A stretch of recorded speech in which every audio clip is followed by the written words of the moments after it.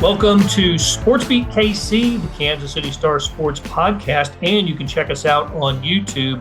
I'm Blair Kirchhoff, and we're talking Royals with beat writer Jaylon Thompson and columnist Vahe Gregorian. It was good seeing you both last night at the K, but not a good night for the Royals. They lost their fourth straight, including 3 in a row, to these hard-charging Detroit Tigers. You know, the Royals have been baseball's feel-good story all year, and they're still favored to make the postseason for the first time since 2015. But I think they'd all have felt a little better if they could have won at least one from the Tigers. So, Jaylon, I'll let you kick it off. What's the confidence level with these Royals right now? How are they feeling? It's, you know, they're in a little slide, and they've got 10 left. Yeah. When you look at what the Royals are doing right now, it's kind of funny because if you ever went to a casino or to Las Vegas, you know that when you have house money, you feel good. You feel like, oh, if I lose a couple, it's just they gave it to me. I'm playing free, playing loose. But now that you get down to it and you're the Royals, you're like, well, we were where we wanted to be. Now we want to make the playoffs. It was all fun when we were winning games and exceeding expectations. Now it's time to really get there. And they're kind of stumbling. They're kind of stuttering at the moment. And, you know, in the clubhouse, everyone will say the right things. Well, there's no pressure. And we're just going to play and take the today mantra that Matt Quatrell has preached constantly since he's got the job. But you can really sense it in there that a lot of guys are feeling it. They know where they are. They know how close they are with 9 games left. And, you know, it's dicey right now. So I don't know. The confidence level is kind of wavering, but they still control their own destiny and they have a chance to potentially achieve those playoff dreams. But playing with house money, this is what happens. Blair, I would just add that a couple things. One is that I think I've got this math right. They could go 5-4 in these last games and match the record for the biggest turnaround after 100+ loss season in baseball history, and now maybe not make the playoffs. Probably it would require a lot of things, you know, some 9-0s from other teams and things like that. But it is kind of the position they've played themselves into now, that they're sagging right when they need to be peaking. And I'm reminded of what Ned Yost was saying down the stretch in 2014 when the Royals were kind of in and out of it and, you know, just hoping they could eke into the wild card. Nobody knows what's going to happen. That was Ned's rallying cry. I think he meant it usually as, you know, don't get too down. But I think the point really was nobody knows what's going to happen. The other thing I just say, this kind of related to Jaylon's point, you know, I asked Matt Quatrell last night about if he had any sense of guys squeezing the bats too hard. And I don't know if I'd say he shot it down exactly, but it was pretty reflexive. I don't think he was really wanting to share that thought, bottom line. And one thing I noticed after the 7-game losing streak is that it was after that everybody was willing to kind of say, yeah, it's tough on your confidence when that happens. I remember Paul DeYoung talking about that you do tend to try too hard because everybody wants to be a hero. And I spoke with Hunter Renfroe at one point, and he said, no matter what anybody told you, it's demoralizing. So I think it's reasonable to say that all those thoughts are in there when you have this happen, especially when you have it happen late. Last part of this I'll just add is that J.J. Piccolo, the general manager, made a pretty good point one of the recent days when we're all speaking to him in the dugout. During that 7-game losing streak, really all you need is to end the streak. Win one, everything looks a little different. And it sounds very simplistic, but it does snap the streak. It snaps the funk. It resets and it kind of just recalibrates everything. So I'm struck by the fact that it all circles back to the Q mantra today. They really need to win. They really needed to win yesterday. That was one of the first times this season I felt like they really need this one.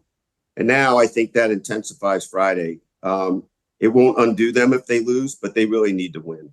And I'll throw in this point too, Vahe and Blair. Yesterday, we really got for the first time a sense of these guys are tired. They have said, we just need a day of rest to reset and get back out there. I think the season has really got to them. I mean, it's September, and everyone is going to be tired. But for these guys, they've been pushing so hard since really June, trying to just make this run and catch the Guardians and stay in the playoff picture. And yeah, I think a day off will do them some good today. Yeah, day off and then coming back home. Yeah, and I would just add to that, I think every team's going through that, but I do think that this is a welcome day for a day off. So much so that Salvi late last night made a point to wish the media a happy day off today too. So they end that 7-game losing streak, and then they turn around and win it. I think it was the Twins and the Pirates were the next teams that they played, and put together a successful little run then. And then the Detroit Tigers come to town. And how much of this can we attribute to just running into a buzzsaw of a team right now, a Tigers team that's won 25 of its last 30, they're 25-10 in their last 35, steamrolling toward what might be an improbable playoff berth for Detroit. Maybe they just got unlucky with the schedule and met the wrong team at the wrong time. And the team that we'll see play the Giants for 3 over the weekend to end the home schedule, and then go to Washington and Atlanta to finish the regular season. Maybe that team will be more like the team that that played the Twins and the Pirates really well and ended that to end that 7-game losing streak, and let somebody else deal with the Tigers right now. I was a little discouraged with the Alec Marsh, the Marsh start on Tuesday or on Wednesday. He had pitched well in his previous outing. The Royals get the one great start in this series from Cole Reagans in Game 2, and could not finish the job. Lose that game in 10 innings. Vahe, you said they really needed last night. I think they needed one of those 3 from the Tigers. If they had just, how different would the standings look if they had just won one of those 3, and the Tigers had only picked up 1 game on the Royals instead of 3 as they did. So that's yeah. Well, I just agree. I mean, I just had come to the point last night where they hadn't won those 2, so it felt, I think, even heavier. But I agree with you. Just one of them breaks it up a little bit, because what you have now is the Tigers aren't just surging; they're kind of in the Royals' grill. I mean, they're not right there, but I think the way I referred to it and what I wrote for this morning was that it's kind of a little bit of a muddled clump. It looks like it could change, right? But as of right now, it's basically 3 American League Central teams fighting for 2 spots, the last 2 wildcard spots. I mean, that's kind of what it's going to break down to. And again, with a couple games in either direction, that could look a lot different. It's just how the nature of the beast. But as we speak today, that's the deal. And that's why you needed, it seemed like the most evident possibility was to ride Reagans to the win. They get the grand slam Monday and get a 4-0 lead, and the bullpen can't hold it. So it's just kind of these leaks all over the place right now. But the common thread is they're not scoring runs.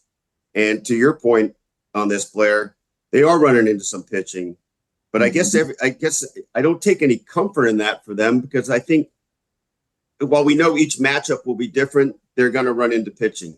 And what I'm wondering about with the Tigers is if we can get our arms around the fact that sometimes it's another town's team that has destiny on its side, and we just don't know. But if you're a Detroit fan right now, you're feeling pretty thrilled, right? You're suddenly right in it, and you gotta be in the hot hand as the month of September advances toward October. That's not fair. They're the team of destiny. That's not the way the script's supposed to unfold. By the way, one last quick thing. I use the term all the time about, controlling destiny and controlling fate. But I think if you look it up, actually the definition of destiny and fate mean that you have nothing to do with it. Can't control it. It's all pre-written. So I guess we should say they control what they control. But and that's powerful too, right? They do have to control what they can control. Yeah, I think if you really think about it, the Tigers, I wouldn't just say that they're fighting for the final 2 spots. They could potentially get that first wild card spot. And I know that sounds kind of crazy, but they have 3 games with the Baltimore Orioles, who own the first wild card spot this weekend. And the Orioles are 2-8 in their last 10 games, I believe. So if the Tigers can catch it or win that series against the Orioles, then they have the Tampa Bay Rays and Chicago White Sox to end the season. So that's 3 victories at the end of the year that you can pretty much put on the board for the Tigers. So the Royals really have to win these last 3 series and put themselves in position, because you do not want to be, if the Tigers continue to surge, then they take a spot fighting with the Orioles and the Twins for those last 2 wildcard spots, because now you're relying on a tiebreaker that you didn't really get, that you got with the Twins. I'm sorry, and then you're like, well, what's next? And the Orioles, they already own that tiebreaker. You split with them, so it's like I said, it's dicey, and the Tigers are a team that is playing high. And like an old baseball adage said, it doesn't matter what your record is. It's about when you play the games and how hot you are down the stretch. So, well, we've already mentioned the Royals' remaining schedule, and Jaylon, you just mentioned the Tigers with they got the Orioles, Rays, and White Sox to finish the season. But let's throw out the other 2, and I'm going to include Baltimore here because I don't think Baltimore's out of the woods. They're going to be in the playoffs, but they're falling, as you said. So the Orioles have a game today. We're recording this on Thursday morning. Baltimore finishes up a series against the Giants. The Giants have already won the first 2 of those games. And then Baltimore has, as you mentioned, Detroit. And then they're at the New York Yankees. And then they finish up with the Twins. So they've got Giants, Tigers, Yankees, Twins. That's Baltimore's remaining schedule. The Twins finish a series with the Guardians. So they get 1 left with Cleveland, and then they're at Boston, then have the Miami Marlins, and then the Orioles. So of the group, the remaining schedules for the contending teams, the Royals have 1 series against a team that I think will continue to be motivated, and that's the final 3 against the Braves. They're playing for playoff position. Tigers certainly with the Orioles, but that's the 1 series they have left with a team in contention. Minnesota has the Orioles at the end of the season. Baltimore, I think, might have the toughest road with the Tigers and the Yankees and the Twins. Those are 3 opponents that are, that not only in the playoffs but have something to play for. And I don't think any of this American League pennant race is going to come down to resting starters. I think everybody's going to be playing full out here in the last week of the season. I don't know if the sense you get. We know the Royals are going to have to do that, right? Mm-hmm. They're not adjusting their rotation to be an advantageous position in the postseason. And I think that's concerning, Blair, if you really think about it, because in that last series, if the Royals have to play out the entire stretch, you're going to have to either burn Seth Lugo and Cole Ragans to potentially even get in the playoffs. Then that puts you at a disadvantage, because now you're going to have to probably use Michael Wacha or Brady Singer or whoever. If Michael Lorenzen's back, one of those guys, they don't really have a lot of playoff experience. And I'm talking about Brady Singer. And do you really want to rely on Brady in a game that matters so much? And, I know he's been great this year, but the playoffs are a different animal. And so I think it'll behoove the Royals to try to win these next 6 games before you get to Atlanta and be in a position to clinch before then, so that you can save your top pitchers.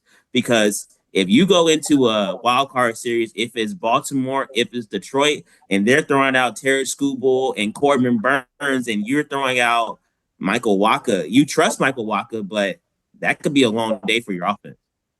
Well, I don't think the Royals would be favored in those matchups, especially on the road. But I think they do feel good. I think they would feel good if Wacha's been a pretty good second. He's been really good in the second half, and certainly Reagan's having one of the really good years in Royals pitching history with his strikeout total, already number 3 all time when it comes in single season strikeouts. And if Lugo's name is in the playoffs, I would feel good with him as well. In fact, I know Reagan's was good against the Tigers last time out. Lugo was not, but I just felt great about his start in New York, his previous start. He pitched so well against the Yankees. But You know, the rotation has been so important to this team all year. It's been among the best in baseball, one of the best in Royals history with these guys. They would have some decisions to make, and in an ideal world, Jaylon, if the Royals could set up their rotation for the playoffs, how would you think they'd go? I think you have to go with Seth Lugo, Cole Riggins, and Michael Wacha. Now, the order of that, I think it will depend on what you want to, how you want to do it. But maybe you go with Cole Riggins to start off as the game one starter, and then you sandwich Lugo and Wacha behind him. That way, you give yourselves a chance with your two veterans if you need it in a must-win game. But I think those are the three you have to go with, at least for the wild card to start it off.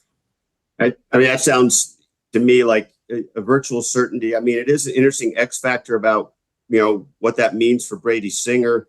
But I think those are the three that you almost have to do based on experience and effectiveness this season, the combination of it. And, you know, Lugo and Wacha both have postseason experience, which I think can't be shortchanged, especially with a team that has a fair amount of younger guys. You know, one of the things, it's just a minor side point, but I do think it could serve the Royals well in this stretch. You know, I think there's a perception that, well, entering the season, people were more conscious of the fact that, you know, Salvy's the only guy who's been around from those last two World Series teams. And you tend to connect that to the thought of he's the only Royal that's been in the playoffs. And obviously that's changed radically with the roster makeover. It's 10 guys on the currently active roster have playoff experience. I think 6, at least 3 or 4 have World Series experience. And then there's 4 of the 6 guys that are on the injured list that have postseason experience. That room is teeming with, you know, postseason experience. How that translates to actual influence on the rest of the team, you know, is it calming? Is it educating? Is it mentoring? I don't know. I don't know how to make that tangible, but I do think that it's just objectively a good thing that they have that. And certainly you want to emphasize that in your starting rotation as best you can. Yes, they won't be wide-eyed going into the postseason, I think, as a team. I think they'll be prepared. Listen, the way the Royals are constructed with the starting pitching as strong as it is, that's what you want going. You want a solid rotation and top-line starters going into the postseason. I'm a little concerned about the bullpen. Pitched really well in the finale against Detroit, Daniel Lynch especially, and we've seen some good outings from Bubic here. Where do things stand, Jaylon, with the bullpen? I know there's MacArthur's on the injured reserve. Is this are they in decent shape bullpen wise going down the stretch? So the bullpen is something that a lot of people haven't really talked about, and I think it should deserve more attention. So I'm glad you brought it up, Blair. They have a lot of guys that are injured. The veterans that we just talked about, the Will Smiths, the Chris Strattons, the Hunter Harveys, James MacArthur, you know, those are guys they counted on all year, and now they're on the sideline. Matt Quatrero said that Will Smith and Michael Lorenzen will both be throwing a bullpen session on Saturday. So to see how they are and if they can, you know, get where they need to get to potentially to come back. But you're talking about 9 games left, and James MacArthur is going to be down for 5 to 7 days because he has an right elbow strain. You don't know if Chris Stratton is going to be back with his right forearm flexor strain. They said they're grade 1, and, you know, I guess that's minor in medical terms, but you're missing days where you're not throwing. And when you're going to a playoffs, you have to be sharp. You have to be on it. And I don't know if the Royals will get those guys back. We don't know if Hunter Harvey is going to come back. He's still dealing with that back tightness, and, you know, he's getting injections and trying to loosen it up and everything like that, but he just hasn't really progressed like they wanted him to. Will Smith, he's progressing, but maybe he might be the closest one to come back. So, yeah, it's a big concern. And as much as we love Dale Lynch and what he's done and what Sam Long and Chris Bubic have done, you don't want to go into the playoffs relying on Steven Cruz and Carlos Hernandez. Those are just young guys that are still trying to find their way in the big leagues. And when it's close games like that, You need your arms, you need your horses, and they're on the sideline right now.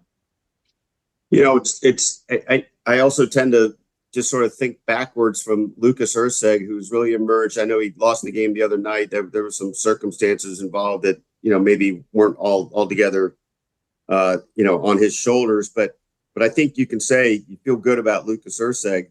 The thing that's, if we're picturing a 3 games in 3 days scenario, though, I think it's pretty rare that you can decide you can use a guy 3 days in a row. I guess you could if it's for the season, but that to me is a little bit of a point of concern, because I think their best case scenarios are somehow getting 7 out of the 3 starters each game, and then what is the gap between that starter and Erceg?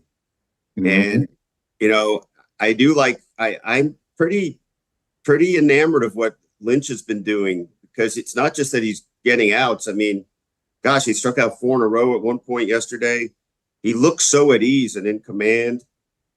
He knows it's fragile and that can change, but I think that's been that to me said more last night than or said as much or more than Alec Marsh's worrisome start. I think what it did for me was make me think, if you're talking about bullpen roles, last night we saw why Daniel Lynch should be more of a factor than Alec Marsh in any of that. The X factor, and maybe I haven't thought this through enough, which is why I'm turning it to you guys.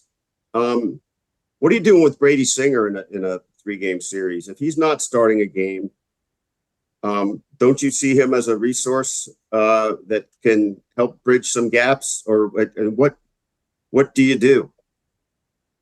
I think you put him in the bullpen. I really do. And I think he has one of those roles where he's the break in case of emergency player, break glass in case of emergency player. Like, say if you have Michael Wacha out there and Michael Wacha is floundering, he's given up 2 runs and it's a close game, you go right to Brady Singer and you bring him in. Or if Cole Reagans is having an off game, you do the same thing. He's the first guy you go to because he can give you those innings. He can kind of settle things down, and you take the pressure off him because he wasn't starting the game to begin with. So that's just my thoughts on the whole thing. I don't think you'll see him in late inning situations.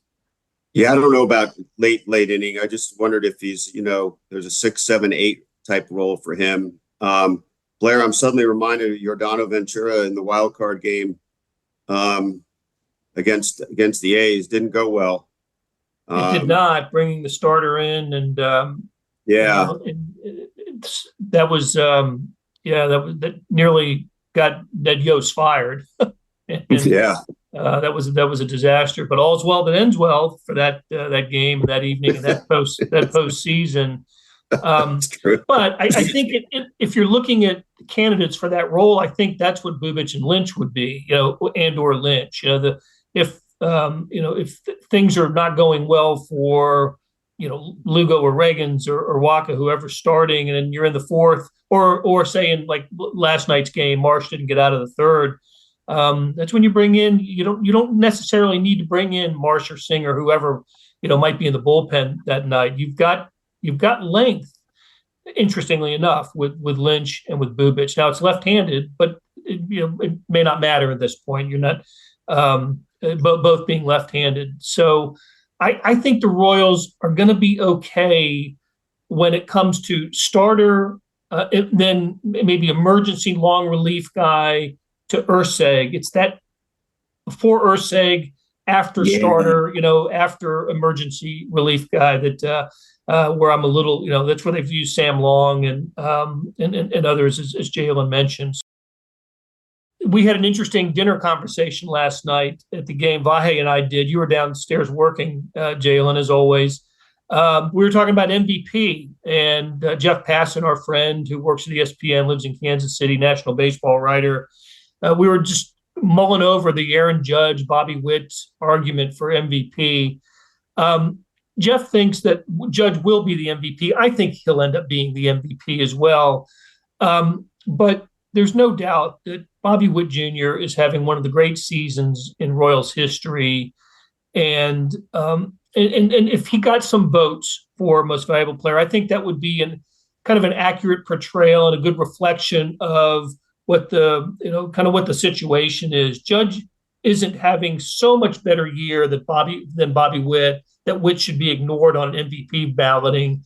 I can see Bobby Witt getting some first place votes. So it'd be great if Witt had it was having a September as good as his July and August. That's not the case, and we referred to the offensive woes recently of the Royals. Some of that is Bobby Witt. I think he's hitting 246 in the month heading into the weekend series. So just will the playoffs be just another opportunity? This sounds obvious. Another opportunity for Bobby Witt to establish himself on a national level, Jaylon? I think so. And I agree with you. I think Aaron Judge will win the MVP, AL MVP. But I was pondering this as you were talking, and I was thinking, Bobby just got his second 30-30 season. He just eclipsed 100 RBIs for the first time in his career. He's hitting over 330, basically as his batting average. And it seems like it's not a hard labor for him. It's easy. It's effortless. Like, he can do this again next year and maybe the year after that. And when you look at Aaron Judge, he's hitting 50, 60 home runs, but you're not going to do that every year. You're not going to hit 50 home runs in 312, 320 every year. So he's having such a historic year by his standards that he deserves the MVP. But Bobby looks like he can consistently do this every single year. And I think that bodes well for him to win a future MVP, maybe 2 or 3, because he's at a streamlined level where this is just what Bobby Witt Jr. does. Aaron Judge, he's at an all-time historic level right now. That won't probably happen next year. So I think Bobby won't win it this year, but it's kind of like the 2014 and 2015 Royals. Didn't win it in 2014, but 2015, you knew this was his year. This was y'all's year to win the World Series. I think next year will be the year Bobby wins the MVP, because I can see him doing the same thing he did this year if he stays healthy. So the MVP race, give it to Judge, and Witt will get a lot of votes, but next year is the year for him to get that award.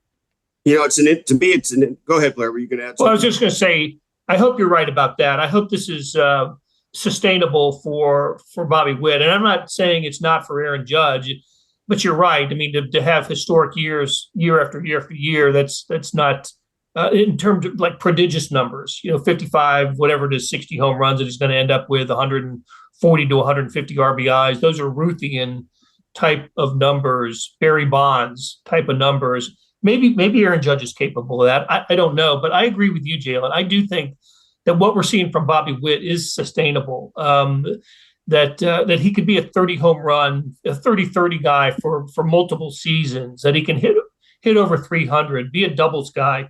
Sets the record this year, the Royals' record for extra base hits. As of now, it's just tied the record for total bases. He'll surpass that. Leads the American League in runs scored and batting average. I hope he can hang on and win and finish tops in both of those. So I think the great thing that Bobby Witt has going for him is he's 24 years old. He's still young, still strong, and I'd love to see him string together, 4 or 5 more seasons of this level of play. Would be remarkable. Blair, just to add to that, I would say, it's an interesting point that Jaylon makes, and you make about sustainability, but that Jaylon makes about whether there's some kind of, cumulative currency that you gain from doing it year in, year out that gives more, I don't know, a little more life to the vote. But let me go back to one point underlying the whole thing. And I do think Judge has enough of a distinction from Bobby in just the bat that it makes the case. And by the way, if you hear coughing in the background, that's the 2 dogs with kennel cough. They're okay. They're getting treatment, but it probably wasn't as much of a distraction as I just made it. But the thing is, this goes back a long ways to the very definition of the award. And I'm curious what you guys think about this. I do believe there's a difference between most valuable player and best player, or best stats and most valuable player. And I think that distinction is tethered to the idea of what a player means to his team, what it has done for that team. So it's a little simplistic, but if you took Judge off the Yankees and Witt off the Royals, who's hurt more? I think you could make a pretty good case that Bobby's been more instrumental to what the Royals do than Judge has necessarily been completely essential to the Yankees, although that might not be a great case. Maybe that's less of a good case than I think it is. But I guess what I wonder is how many people will consider the whole player as opposed to the obvious, most gaudy aspects of the player. That's a good point, because the Royals don't want to take Bobby out of the lineup at all. I mean, they hardly ever want to take him out the field. I think he DH'd one time this entire year, and that was a couple of weeks ago. And that was like, oh my gosh, the sky is falling. Bobby's not out on the field. You're right. He is everything to this team. He's everything in the offensive side at the plate. He's everything in the field or at shortstop. You take the Bobby Witt Jr. out the Royals lineup, if you swap him with Aaron Judge, are the Royals even at 82 wins right now? Or are they good but not great? I think that's the case, and that's a good point, Vahe, that you made. Well, I'll say this. Yes, the Royals turnaround is epic, right? From 106 losses to 82 wins so far and counting, and have a chance to have one of the great turnarounds of all time. The Yankees were a 500 team last year and did not make the playoffs. And now they're going to have the best record in the American League, and Aaron Judge has been a big part of that. So that's just a little bit in defense of Aaron Judge's candidacy. I think he's done a great deal for his team this year. And of course he has Juan Soto, right? And yes. And the Royals don't have Vinny Pasquantino, which I wanted to get to. We're not going to have time to do that maybe next week's show, but big hole for the Royals missing Vinny this year. We can spend a whole segment on that, but we're out of time for today. That's going to do it for this episode. Thanks to producers Randy Mason and Monty Davis for putting together this show, and to our SportsBeat KC staff of Jeff Rosen and Scott Chasen. Tip of the cap to Jaylon Thompson and Vahe Gregorian for sharing their insights. Thanks for listening or watching. Let us know what you thought of the show by leaving a review, rating, or a comment, and we'll be back soon with another SportsBeat KC, where we talk sports in and around Kansas City.